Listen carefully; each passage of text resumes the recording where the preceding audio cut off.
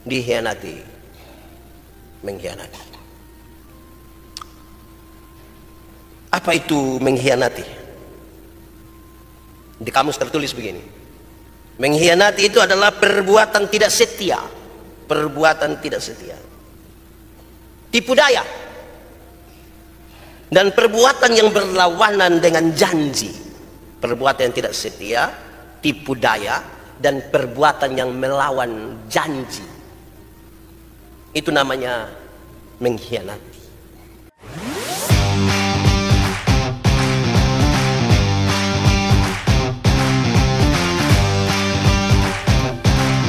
Mari kita berdoa. Ya Tuhan Allah, kami mohon kepadamu, kuatkanlah dan teguhkanlah iman kami, sebab sudah tiba saatnya kami mendengarkan firman-Mu. Hanya dengan imanlah kami dapat mengerti. Hanya dengan imanlah kami tahu bahwa Tuhan mengajarkan semuanya dan memampukan kami untuk menjadi pelaku-pelaku firman. Jauhkanlah semua penggoda pencobaan, dan biarlah di dalam damai-Mu kami belajar firman Tuhan.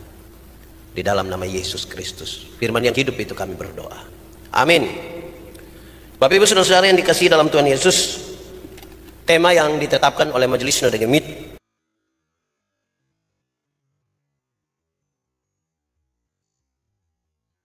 pulihkan kami dari pengkhianatan orang-orang terdekat. Pembacaannya terambil dari Injil Lukas pasal 22 ayat 1 sampai ayat yang ke-6. Injil Lukas pasal 22 ayat 1 sampai ayat yang ke-6. Untuk itu sejumpa jemaat Tuhan berdiri. Rencana untuk membunuh Yesus. Hari raya roti tidak beragi yang disebut Paskah sudah dekat. Imam-imam kepala dan ahli Taurat mencari jalan bagaimana mereka dapat membunuh Yesus, sebab mereka takut kepada orang banyak. Maka masuklah iblis ke dalam Yudas yang bernama Iskariot, seorang dari ke-12 murid itu. Lalu pergilah Yudas kepada imam-imam kepala dan kepada kepala-kepala pengawal bait Allah, dan berunding dengan mereka bagaimana ia dapat menyerahkan Yesus kepada mereka. Mereka sangat gembira dan bermufakat untuk memberikan sejumlah uang kepadanya. Ia menyetujuinya, dan mulai dari waktu itu ia mencari kesempatan yang baik untuk menyerahkan Yesus kepada mereka tanpa setahu orang banyak. Demikian firman Tuhan. Berbahagia setiap orang yang mendengar firman, memelihara dan melakukan dalam hidup setiap hari. Mari silakan duduk semuanya. Bapak Ibu, saudara-saudara yang dikasihi dalam Tuhan Yesus, Shalom. Hari ini satu kata yang saya kira sangat penting untuk direnungkan adalah pengkhianatan. Mengkhianati, dikhianati. Itu kata yang sangat penting untuk masing-masing kita merenungkan. Pasti saya akan mulai mengatakan, pernahkah saudara mendapatkan pengkhianatan? Pernahkah saudara mengalami pengkhianatan? Kejadian itu berlangsung untuk banyak sekali kalangan, untuk semua kalangan, untuk banyak relasi.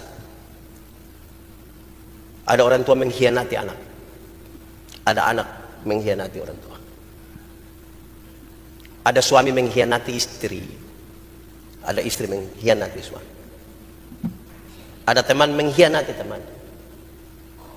Dan kalau saudara pernah mengalami itu, saya percaya bahwa itu menyakitkan sekali, sangat menyakitkan. Saudara-saudara yang kena disebut dikhianati, tetapi kata ini kita tidak suka ketika yang mengkhianati itu kita sebut pengkhianat. Adakah di antara kita yang mau disebut sebagai pengkhianat? Itu kata terlalu kasar sepertinya untuk kita terima. Masa kita disebut pengkhianat? Mari kita masuk sedikit lebih dalam untuk kita renungkan apakah kita pernah mengalami itu. Dikhianati, mengkhianati. Apa itu mengkhianati? Di kamus tertulis begini: mengkhianati itu adalah perbuatan tidak setia, perbuatan tidak setia, tipu daya, dan perbuatan yang berlawanan dengan janji.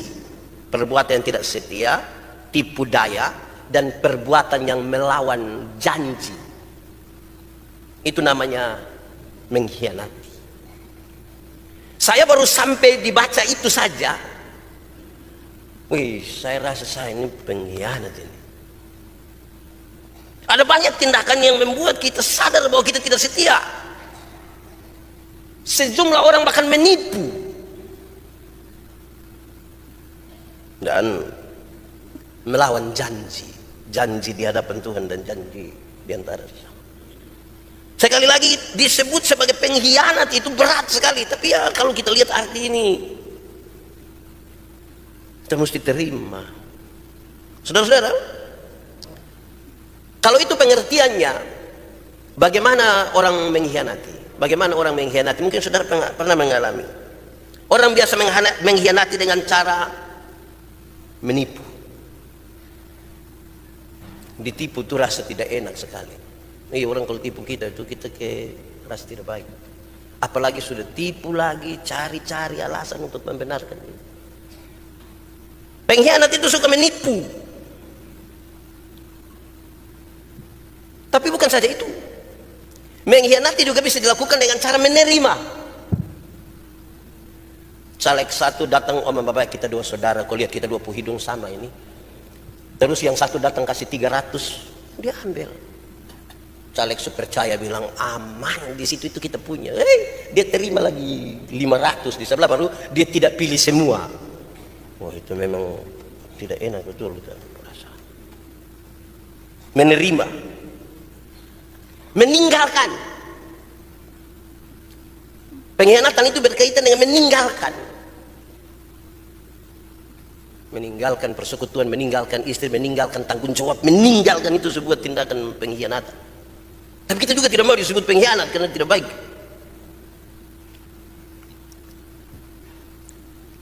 Mengkhianati juga biasa dilakukan dengan cara menduakan. Ada satu di sini, satu di situ, satu di situ. Menduakan. Berkhianat juga itu biasa juga dilakukan dengan melawan kembali, menyerang kembali. Dulu dia dan kita, mas sekarang dia balik lawan kembali kita ini. Pengkhianat betul-betul ini orang. Mengkhianati juga itu bisa dilakukan dengan cara menyampaikan rahasia. Jadi pokoknya ini kita tiga saya yang tahu, tidak ada orang lain tahu. Tapi tiba-tiba dia bilang, kita dua sah. Selama yang satu bilang kita. Itu mengkhianat. Saudara ada pegang satu rahasia kok, awas jangan sampai kasih tahu RT tahu atau RW. Itu cara-cara orang mengkhianati. Lalu kalau itu terjadi, saudara, efeknya seperti apa? Kan saudara tahu, saya hanya menyampaikan ulang-ulang, saudara tahu. Efek dari kita yang merasa terkhianati adalah pasti yang paling pertama sakit hati. Sakit hati itu kalau dikhianati itu sakit hati. Saya lihat saudara terlalu serius dan sampai saudara sementara dikhianati. Saya lihat saudara-saudara ini. Sakit hati, dikhianati itu sakit hati. Efek yang kedua dari pengkhianatan itu adalah merusak sebuah hubungan. Kalau kita sudah dikhianati, hubungan itu jadi rusak. Sepertinya kita tetap berrelasi tapi sudah tidak beres. Orang-orang selalu bilang kepercayaan itu seperti kertas. Kalau sekali diremas begini, sebentar dia sudah tidak lurus lagi. Ini saya sudah sebentar tidak bisa baca. Relasi rusak. Dan efek dari pengkhianatan itu bisa juga berarti efek paling berat ini, mati. Oleh sebuah pengkhianatan boleh mengakibatkan kematian. Mati, itu yang paling tinggi itu, saudara. Saudara-saudara, tapi kita sama-sama bertanya, kita sama-sama merenungkan, kenapa orang mau mengkhianati? Kenapa orang mau berkhianat? Tujuan apa orang berkhianat? Jawabannya adalah orang biasa berkhianat karena mencari kepuasan diri. Orang berkhianat karena ingin mendapat keuntungan. Dan orang biasanya berkhianat karena ingin membalaskan dendam. Saya nonton satu film di Indosiar. Ini Nyong ini diputuskan oleh dia punya pacar. Dia berjuang begitu rupa untuk dapat kembali itu nona, dan dia sampai satu titik di mana dia sudah yakin ini nona betul-betul mencintai dia. Dia meninggalkan ini perempuan dengan sejumlah luka yang dia biarkan. Balas dendam. Tujuan dari orang berkhianat. Saudara-saudara, pertanyaan terakhir di pengantar. Ini khotbah baru pengantar ini, kita belum masuk di. Siapakah pengkhianat itu? Itu pertanyaannya. Siapakah pengkhianat itu? Pengkhianat itu saya ini. Pengkhianat itu bisa kita semua. Pengkhianat. Tapi kalau kita merujuk kepada tema kita adalah pulihkan kami dari pengkhianatan orang-orang dekat, maka saya mau sampaikan kepada saudara bahwa tidak ada pengkhianat yang orang jauh. Pengkhianat itu selalu orang yang dekat dengan kita. Pengkhianat itu orang yang punya relasi baik dengan kita. Pengkhianat itu kita pernah ketemu, kita pernah bicara, itu pengkhianat. Ya toh? Tidak mungkin Lionel Messi mengkhianati Simon Manobe. Tidak mungkin. Kedua dua tinggal sahabat jauh, karena mana dua bisa saling mengkhianati. Pengkhianat itu kita dekat-dekat begini, kita dekat-dekat. Tidak mungkin Pendeta Yandi dikhianati oleh calon presiden pasangan nomor 04. Tidak mungkin. Terlalu jauh. Yang berkhianat dekat-dekatan kita, sehingga ketika kita sakit hati baru kita lihat dia pemuka tuh kita mau cek ke dia itu, saudara. Betul toh? Coba ada orang yang tidak pernah mengkhianati saudara dan sekarang dia ada di sini di gereja. Coba saudara lihat dia, saudara merasa cara mana waktu dengar penjelasan tadi. Separuh dalam hati Pendeta Yandi lebih berhenti daripada saya bangun ini. Tuh, pengkhianat. Baik. Lalu kita diberi kesempatan untuk merenungkan teks ini. Lukas 22 ayat 1 sampai 6 dibagi dalam dua perikop. Hari raya Paskah tidak beragi, hari raya roti tidak beragi, yang disebut Paskah sudah dekat. Itu sebuah acara keagamaan Israel. Itu sebuah acara yang sangat penting. Itu sebuah acara yang punya latar belakang historis yang sangat kuat, karena bangsa Israel keluar dari tanah Mesir setelah 430 tahun. Oleh karena acara ini sangat penting, saudara-saudara, maka banyak orang mempersiapkan diri untuk masuk dalam acara itu. Banyak orang akan pergi ke Yerusalem sebagai pusat keagamaan mereka. Saudara-saudara, hari raya roti tidak beragi, ini informasi saja. Hari raya roti tidak beragi biasa berlangsung selama 1 minggu. Saya baca satu literatur menyebutkan biasa terjadi pada tanggal 15 sampai 21 bulan Nisan atau bulan April. Itu hari raya roti tidak beragi. Paskah dilakukan pada tanggal 15 di hari yang pertama. Apa yang menjadi latar belakang mereka? Malam itu ketika mereka mau keluar dari Mesir, malaikat Tuhan membunuh semua anak sulung orang Mesir. Malaikat melewati rumah-rumah orang Israel karena pintu mereka telah diberi tanda, telah dilumuri darah anak domba yang membedakan orang-orang Israel dan orang-orang Mesir. Orang Israel keluar terburu-buru dan tidak lagi ada kesempatan bagi mereka. Waktu terlalu cepat, buru-buru mesti keluar karena situasi yang seperti itu. Tidak ada kesempatan lagi bagi mereka untuk membakar roti. Tidak ada. Akhirnya mereka harus makan roti yang tidak beragi. Ini yang dirayakan terus menerus. Jadi perayaan itu tidak berkaitan dengan rotinya, perayaan itu berkaitan sekali dengan peristiwa yang terjadi ketika bangsa ini keluar dari Mesir. Keluarnya terburu-buru, tidak sempat lagi mereka bakar roti. Yang menarik adalah anak-anak sulung orang-orang Mesir dibunuh, dan tanda selamat mereka adalah tanda darah domba yang ditaruh di pintu-pintu mereka. Saudara-saudara, karena itu sebegitu pentingnya perayaan itu, sehingga menjelang perayaan itu persiapan-persiapan dilakukan dengan baik. Jalan-jalan diperbaiki, jembatan-jembatan diperiksa, kuburan dicat warna putih.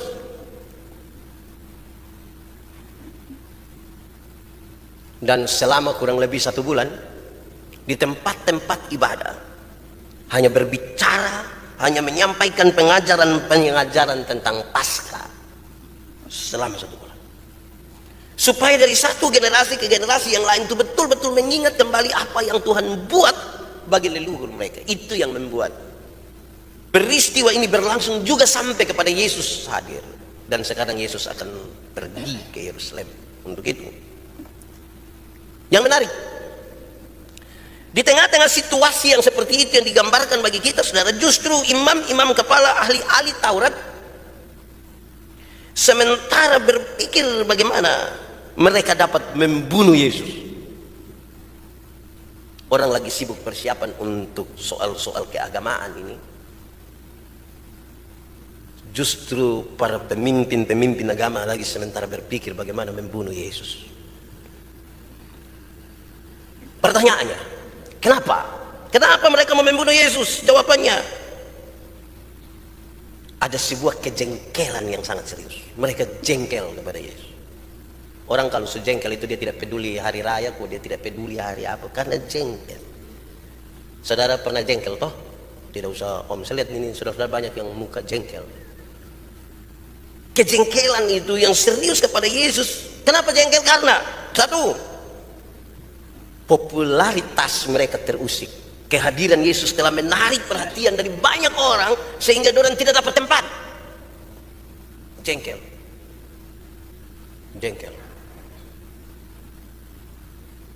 Dulu semua hanya perhatikan saya, tiba-tiba bangku ada, semua hanya perhatikan bangku, sudah tidak perhatikan saya. Oh, jengkel.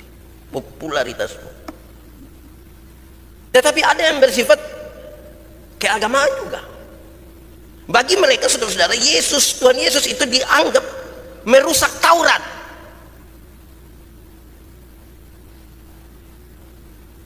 Tuhan Yesus dianggap merusak hukum Taurat. Tuhan Yesus dianggap menghujat Allah karena dia mengatakan dia mengampuni dosa. Dan oleh karena hal-hal di atas, orang-orang sekelas para pemimpin yang disebutkan dalam pembacaan tadi mencari jalan untuk membunuh dan bukan untuk mengatur jalan keluar yang baik. Jengkel ini bikin orang berusaha untuk membunuh, bukan mencari jalan keluar. Bahkan orang-orang sekelas itu, saudara-saudara. Tapi pembacaan tadi kasih tahu mereka takut juga. Ini banyak orang pergi. Banyak orang akan pergi ke situ dan mereka takut. Kalau nanti orang-orang banyak itu akan melawan mereka. Saya ketika merenungkan ini, saya bayangkan betul juga. Ternyata saudara-saudara bahwa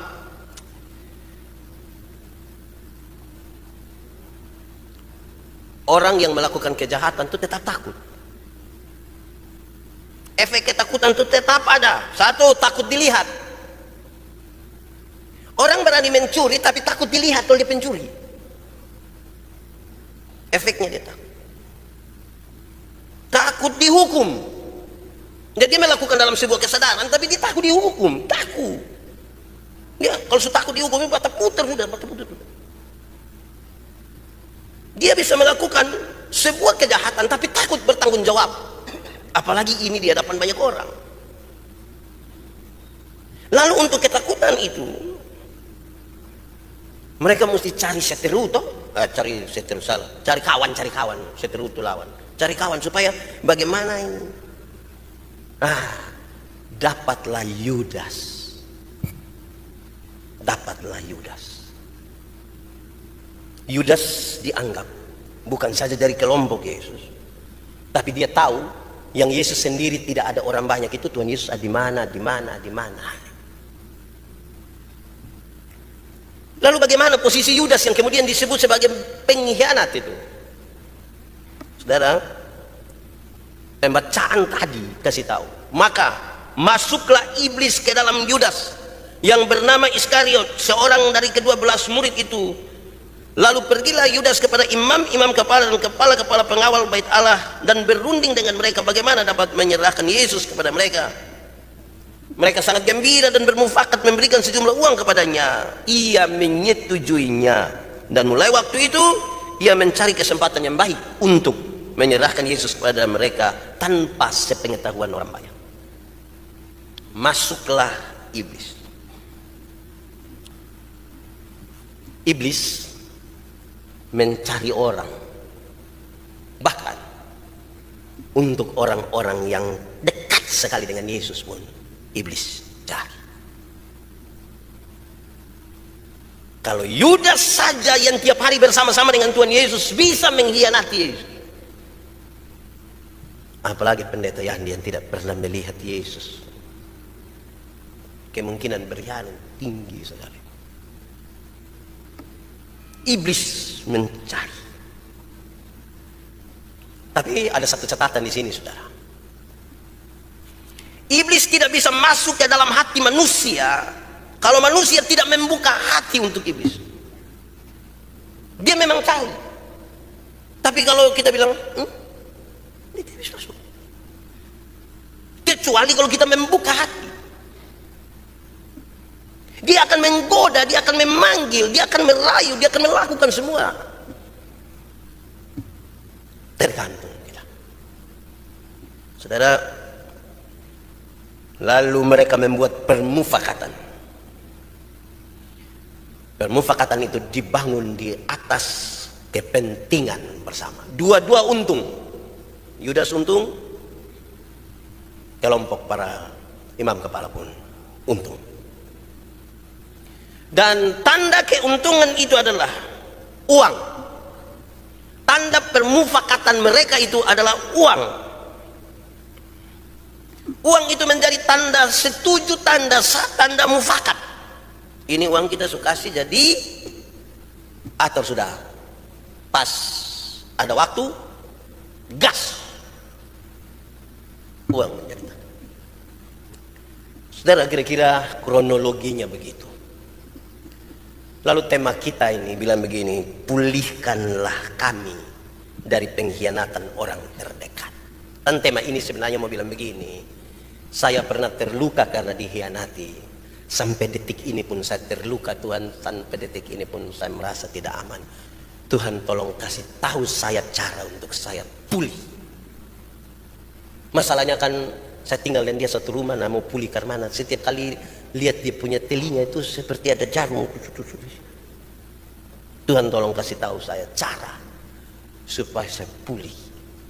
Pulang dari sini, saya pulih, saya ajak dia makan di situ, ajak juga dengan pendeta yang khotbah.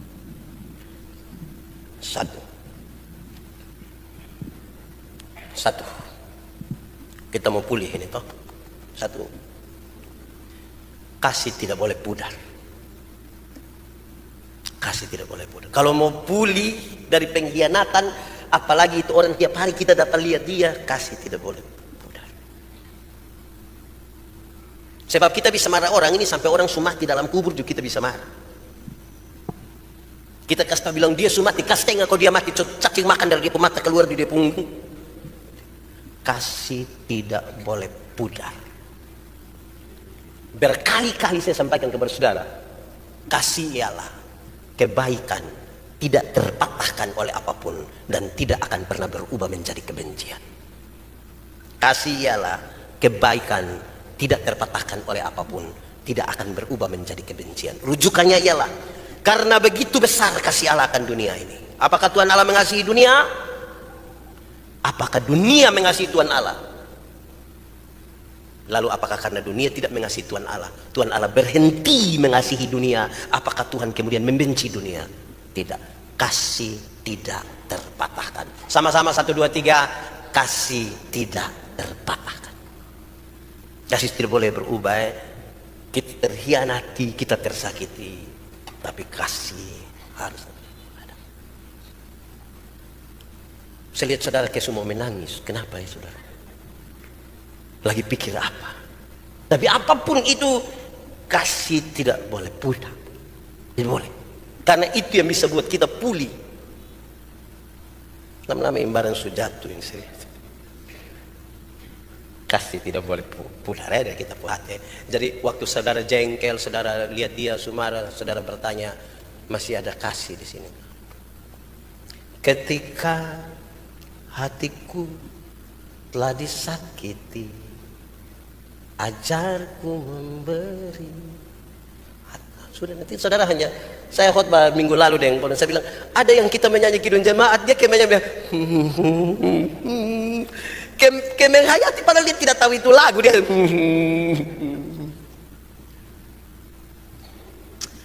hati kasih itu tidak boleh pudar Kedua, supaya kita pulih mesti berjalan sampai akhir, berjalan sampai tuntas. Jangan buang handuk di tengah jalan, jangan berhenti di tengah jalan, jangan putar haluan kembali di tengah jalan. Berjalan sampai akhir. Kenapa? Kenapa harus berjalan sampai akhir? Saudara lihat, Yudas itu waktu jalan sampai akhir baru dia tahu ternyata dia salah. Itu uang tadi dia datang dia buang kembali. Berjalan dulu sampai akhir. Kenapa berjalan sampai akhir? Saudara dan saya harus melihat rencana Tuhan di setiap pengkhianatan. Atau dengan bahasa lain saya ingin mengatakan, berjalanlah terus bersama Tuhan sampai kita bertanya dan menemukan jawaban. Tuhan, kenapa Tuhan izinkan pengkhianatan ini terjadi pada saya? Itu mesti jalan terus. Bukan baru terkhianati sedikit langsung yang sudah, daripada begini lebih baik pilih libah. Mau buang diri, tidak mau lihat orang kerja jembatan. Jalan sampai tuntas. Kenapa Tuhan izinkan? Kenapa? Bagi setiap orang Tuhan punya visi. Dan jalan dulu baru sampai pada masa depan yang Tuhan siapkan. Jangan berhenti di tengah jalan. Ketiga, tidak boleh ada satupun pengkhianatan yang membuat kita menjauh dari Tuhan. Tidak boleh. Tidak boleh ada satupun pengkhianatan yang membuat kita menjauh dari Tuhan. Kenapa? Karena hasilnya akan tambah buruk. Saudara terkhianati, saudara berusaha menjauh dari Tuhan, hasilnya bukan tambah baik, hasilnya tambah buruk. Tidak boleh ada satupun pengkhianatan yang kemudian efeknya membuat kita menjauh dari Tuhan. Terakhir, dan untuk hal-hal itulah satu hal ini harus dilakukan: pengampunan. Pengampunan. Setiap kali orang tersakiti, setiap kali orang rasa hancur karena orang lain, yang paling dipertanyakan itu adalah apakah kita bisa mengampuninya atau tidak. Apakah kita bisa mengampuninya atau tidak. Kisah dalam pembacaan tadi membawa kita untuk memahami, untuk sebuah pengkhianatan dari seorang murid yang dekat dengannya, ada cerita tentang pengampunan. Saudara harus siap hati untuk mengampuni. Dan untuk pengampunan itu, saudara-saudara, dua hal ini penting. Satu, pengampunan bukan berusaha melupakan masalah. Karena makin sakit hati, makin terhianati, makin sulit untuk melupakan. Jadi pengampunan bukan usaha melupakan masalah. Kita baru omong dia terus bilang, jangan omong itu Pak, saya sudah lupa ya. Karena ingat itu makanya kita omong bilang itu. Pengampunan bukan upaya melupakan masalah, tapi pengampunan adalah menyiapkan diri, menyambut itu orang, menyambut dia punya kesalahan sambil siap hati. Mungkin besok dia bikin kesalahan baru. Itu pengampunan. Membebaskan diri, menyambut itu orang yang mengkhianati kita, menyambut dia punya kesalahan sambil siap. Besok dia bikin kesalahan baru dan kita harus ulang lagi. Membebaskan diri, menyambut itu orang, menyambut kesalahannya, siap hati. Mungkin besok dia bikin kesalahan baru. Ingat, kita bukan saja terkhianati, kita sering mengkhianati juga. Harus adil dong, kan itu penting. Pengampunan di pertama, pengampunan bukan melupakan masalah, membebaskan diri. Tapi yang kedua, cara. Bagaimana cara mengampuni Pak Pendeta? So pasti kita omong kekuatan dari Tuhan. Yang dari Tuhan kita tidak usah ragu, Tuhan pasti menyertai mereka. Tapi selanjutnya kalau Tuhan menyertai kita yang mau mengampuni, maka yang harus dilakukan satu, sadar dulu, sadar bahwa kita sementara tersakiti dan terkhianati. Sadar bahwa saya sakit hati karena Pak Miki pun keadaan, kenyataan. Sadar dulu. Jangan ketika ada masalah kita buru-buru proteksi diri. Sakit hati? Tidak. Kok bukan dia yang kasih makan saya? Tidak. Saya sudah biasa mandiri. Saya begini independen. Saya itu susah mengampuni, Bapak. Mengampuni harus dimulai dari sebuah kesadaran. Saya terluka karena Pak Miki. Saya terluka karena Mas Indra. Saya terluka karena kayak itu. Sadar dulu kita terluka. Jangan bangun proteksi diri.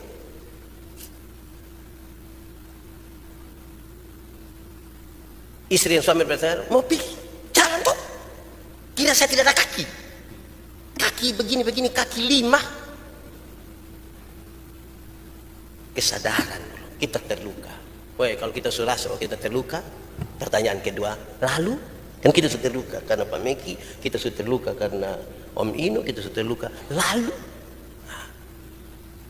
Lalu yang kedua itu yang tadi, membebaskan dia. Sudahlah, saya terluka. Biasa ilustrasinya bilang, kalau sepuku paku di kayu, cabut, paku tercabut, dia punya lubang tetap. Iya, tapi mau bagaimana? Kan sudah terjadi. Hati berisi. Tuhan, saya buka sebuah hati sekarang. Sakit, terluka. Tuhan tidak usah ambil dia sebentar. Biar ada kesempatan saya hidup lagi baik-baik dengan dia dan seterusnya. Kan kita belum tahu hidup ke depan itu macam apa. Pengampunan dia pun kata kunci untuk pulih. Tidak ada pemulihan tanpa pengampunan. Saudara pernah dengar tuh orang bilang, dan yang itu hari ke mana? Kita ada begitu, sudah. Masing-masing urus diri sendiri. Saya harus jelaskan kembali, saudara. Pengampunan itu satu paket dengan pendamaian. Ada orang mau berdamai tapi tidak mau mengampuni. Ada yang mau mengampuni tapi tidak mau berdamai. Yang mau mengampuni tapi tidak mau berdamai itu yang biasa dia bilang, untuk marah saya tidak marah Pak Pendeta, untuk marah saya tidak marah. Dia mau datang silahkan, rumah ada. Tapi untuk saya mau pergi di dia, maaf. Itu mengampuni tapi tidak mau berdamai. Yang mau berdamai tapi tidak mau mengampuni itu kan itu biasa pencitraan, penuh kemunafikan. Jadi kita kalau berdamai itu kan sorong tangan kau pegang tangan. Biasa anak kecil main kelereng kau bakal lain, dia pun bapak datang, damai, damai. Nah kita pun cara berdamai, cium. Ini yang kau punya saudara ini, besok yang kau susah bukan kelereng yang bantu, saudara yang bantu, ayo cium. Itu dia pun cara pencitraan. Berdamai tapi tidak mau mengampuni, hanya ada di depan tapi tidak dari hati. Nah, pengampunan itu keluar dari hati. Kadi, tolong siap ini. Ketika hatiku, kita mau menyanyi itu, saya tiba-tiba kok kepingin menyanyi. Siap hati mengampuni, Siapa yang ada duduk suami istri di sini kalau pernah saling menyakiti toh, pegang dia tangan. Baru kita menyanyi, mau berdoa kita ya. Anak di orang tua yang pernah saling menyakiti, bikin jengkel. Tadi mau naik oto saya sampai sone bawa omong di oto, kok satu diam saya begini. Ini bagus. Kasih tahu dia ben papa pulang tembak oto, papa duduk di belakang sana. Amin. Ya Tuhan Allah, mampukanlah kami untuk hal itu. Kami tersakiti karena terkhianati, tapi kami juga menyakiti karena kami mengkhianati. Pulihkanlah, pulihkanlah. Mampukan kami untuk bisa mengampuni, melepaskan pengampunan.